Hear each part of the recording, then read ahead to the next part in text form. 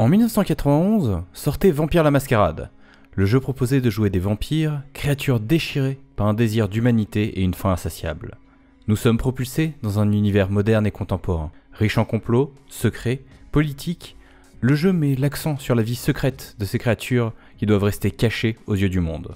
Il rencontra un énorme succès et une gamme complète de jeux s'étoffa autour de lui et son univers, le monde des ténèbres. En 2018, sortait la 5e édition du jeu culte. Forcément, un jeu qui a eu un tel impact a généré des émules. Et aujourd'hui, je vais vous proposer 3 alternatives à ce grand classique du jeu de rôle. Immortel. Sorti aux États-Unis en 2016, puis traduit en français en 2018, le jeu utilise une variante du système propulsé par l'Apocalypse. Contrairement à d'habitude, celui-ci se passe 2 dés et il va falloir piocher dans votre réserve de sang au risque de faire ressortir la bête. Bien sûr, les intrigues sont toujours au premier plan, le jeu étant même découpé en phases vous permettant de faire progresser les vôtres. Le point fort d'Immortel repose sur son système, car plutôt qu'avoir un MJ qui aura planifié l'évolution du monde, c'est en jouant que celui-ci va évoluer. Damné. Sorti en 2018, le jeu délaisse le cadre contemporain et les vampires pour offrir un choix plus large. Dans ce dernier, on peut jouer dans n'importe quel univers et n'importe quelle créature. Tout va se jouer autour de la dualité de créatures immortelles, habitées par une bête qu'ils essayent de contenir pour protéger ce qui leur est cher.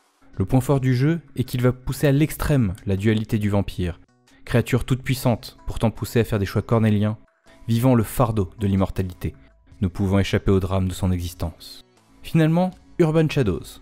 Sorti aux États-Unis en 2015, puis traduit en français en 2018, le jeu vous propose d'incarner un peu tout ce qui fait le monde des ténèbres, des vampires aux humains qui les combattent, tout en passant par les loups-garous. Le jeu se veut plus dynamique, bien que machination et lutte de pouvoir soient toujours de la partie.